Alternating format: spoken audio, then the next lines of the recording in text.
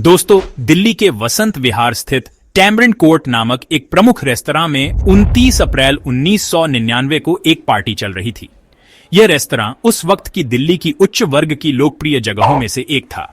Party में शामिल होने के लिए राजनेता, उद्योगपति, फिल्मी हस्तियां और प्रभावशाली लोग मौजूद थे। इस पार्टी में जेसिका लाल, जो एक मॉडल और बारटेंडर के रूप में काम कर रही थी, रात के लगभग 2 बजे जब पार्टी खत्म हो रही थी और रेस्तरां का बार बंद हो गया, तब मनु शर्मा नामक व्यक्ति ने जेसिका से एक और पेय देने को कहा। मनु शर्मा, जो कि हरियाणा के एक प्रभावशाली राजनेता विनोद शर्मा का बेटा था, शराब पीने के दौरान जेसिका से शराब की मांग करता है। जेसिका ने मना कर दिया, यह कहते हुए कि बार बंद हो चुका है और शराब नहीं मिलेगी। इस पर मनु शर्मा को गुस्सा आ गया और उसने अपनी पिस्तौल से जेसिका पर गोली चला दी। गोली जेसिका के सिर में लगी और वह तुरंत गिर पड़ी। उस समय रेस्तरां में कई गवाह थे, लेकिन अधिकांश लोग डर से चुप रहे या फिर घटनास्थल से भाग गए। जेसिका की मौत के बाद मामला और भी गंभीर हो गया और यह स्पष्ट हो गया कि यह केवल एक साधारण हत्या नहीं थी, बल्कि राजनीति, सत्ता, पैसे और समाज के प्रभाव के बीच संघर्ष का परिणाम था। जब जेसिका को गोली मारी गई तो पार्टी में भाग रहे लोग और गवाह सकते में थे। मनु शर्मा घटनास्थल से फरार हो गया। उसने अपनी कार में तेजी से भागने की कोशिश की। जेसिका को अस्पताल ले जाया गया, लेकिन डॉक्टरों ने उन्हें मृत घोषित कर दिया। पुलिस ने तुरंत जांच शुरू की और मनु शर्मा को पकड़ने के लिए जगह जगह नाके लगाए। आरोपी मनु शर्मा के खिलाफ मामला दर्ज किया और उसकी तलाश शुरू की।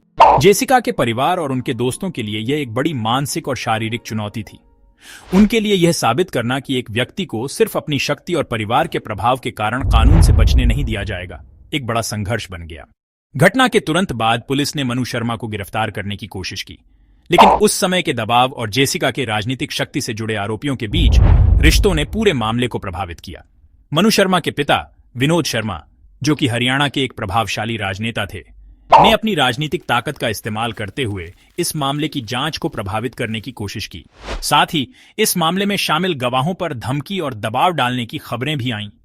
यह दबाव इतना अधिक था कि कई गवाह अपनी गवाही से मुकर गए और कोर्ट में हल्का सा ही बयान दिया।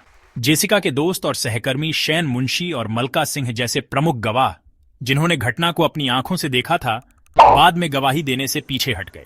जब यह मामला अदालत में गया तो यह स्पष्ट हो गया कि मनु शर्मा के खिलाफ पर्याप्त साक्ष्य नहीं थे। पुलिस ने कथित रूप से घटनास्थल पर ठीक से जांच नहीं की थी और कई महत्वपूर्ण गवाहों के बयान भी पलट गए थे। इस कारण से 2006 में सेशन कोर्ट ने मनु शर्मा को बरी कर दिया। इस फैसले ने देश भर में गुस्से की लहर पैदा कर दी और यह मामला मीडिया के सामने आने के बाद देश भर में जन आक्रोश का कारण बन गया। नो वन किल्ड जेसिका नाम से एक बड़ा सोशल अभियान शुरू हुआ। मीडिया ने लगातार इस मामले को उठाया और सरकार पर दबाव बनाया कि इस हत्या के मामले में न्याय मिले। इस आंदोलन ने भारत में न्याय के लिए लड़ाई को एक नई दिशा दी। सभी पक्षों के दबाव और मीडिया कवरेज के बाद दिल्ली हाईकोर्ट ने इस मामले को फिर से खोला। 2006 में हाईकोर्ट ने मनु शर्मा को दोषी ठहराया और उसे उम्र भर की सजा सुनाई। कोर्ट ने इस बात का भी ध्यान रखा कि किस प्रकार से राजनीतिक दबाव और साक्ष्य की कमी के कारण निचली अदालत में न्याय नहीं मिला था।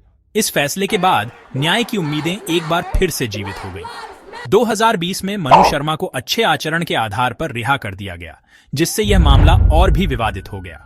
हालांकि इस फैसले पर भी जेसिका के परिवार ने विरोध जताया और न्याय में देर को असंतोषजनक बताया।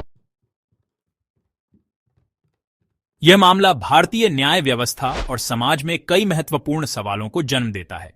यह केस इस बात को दिखाता है कि कैसे एक प्रभावशाली परिवार के सदस्य को सिर्फ इसलिए कानून से बाहर रखा जाता है क्योंकि वह शक्तिशाली है।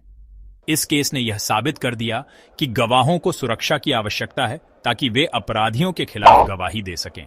इस केस ने यह भी बताया कि जब मीडिया और जनता सही मुद्दे पर ध्यान केंद्रित करते हैं तो वे सरकार और न्याय व्यवस्था पर प्रभाव डाल सकते हैं। जेसिका लाल मर्डर केस एक उदाहरण है कि कैसे राजनीतिक शक्ति और पैसे का प्रभाव कानून से ऊपर नहीं हो सकता।